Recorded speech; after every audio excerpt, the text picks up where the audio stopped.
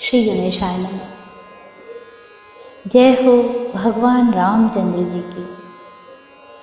अध्यात्म रामायण युद्ध कांडे षोडशः सर्गः हिंदी अनुवाद।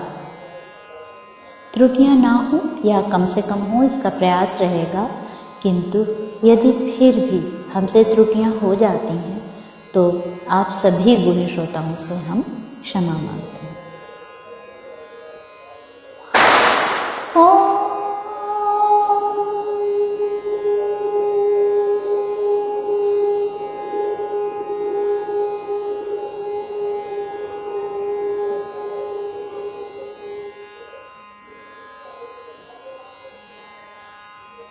षोडशः सर्गः वानरों की विदा तथा ग्रंथ प्रशंसा। श्री महादेव जी बोले, हे पार्वती, समस्त लोकों को सुख देने वाले राजराजेश्वर भगवान राम के राज्याभिषिक्त होने पर पृथ्वी धन धान्य से पूर्ण हो गई और वृक्ष फल युक्त हो गए। श्लोक 1। तथा जो पुष्प गंधहीन थे वे भी सुगंध युक्त होकर शोभा पाने लगे। श्री रघुनाथ जी ने राज्याभिषिक्त होकर पहले 1,00,000 घोड़े, 1,00,000 दूध देने वाली गौएं और सैकड़ों बैल ब्राह्मणों को दिए और फिर उन्हें 30 करोड़ सुवर्ण मुद्रा दिए।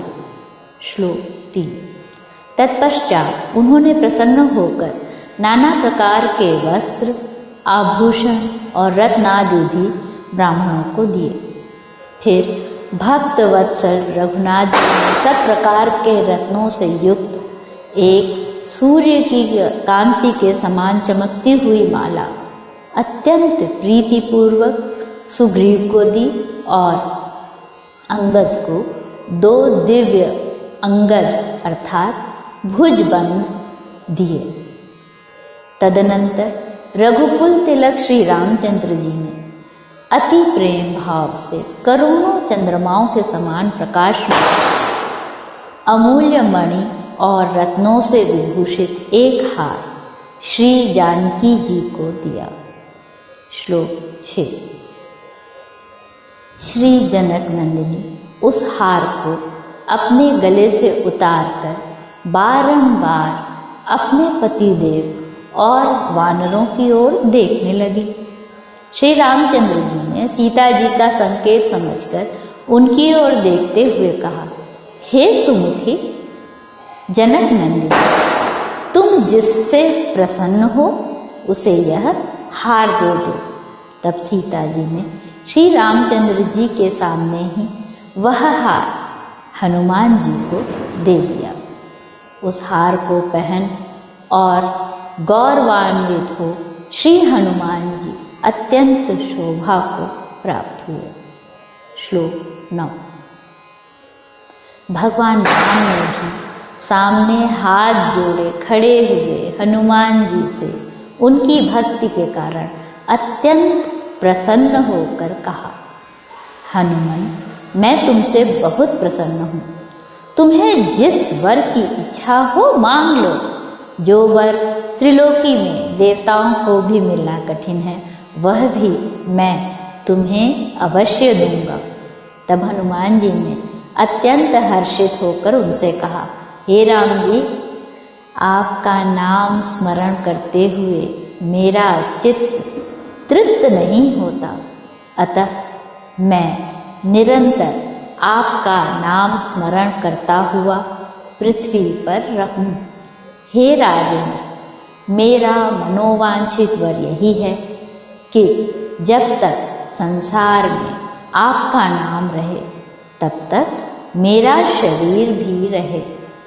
श्री रामचंद्र जी ने कहा, ऐसा ही हो। तुम जीवन मुक्त होकर संसार में सुख पूर्वक रहो। कल्प का अंत होने पर तुम मेरा सायुज्य प्राप्त करोगे, इसमें संदेह नहीं। फिर जानकी जी ने उनसे कहा, हे मारुते, तुम जहाँ कहीं भी रहोगे वहीं मेरी आज्ञा से तुम्हारे पास संपूर्ण भोग उपस्थित हो जाएंगे। अपने प्रभु भगवान राम और सीता जी के इस प्रकार कहने पर महामती हनुमान जी अत्यंत प्रसन्न हुए। श्लोक 16।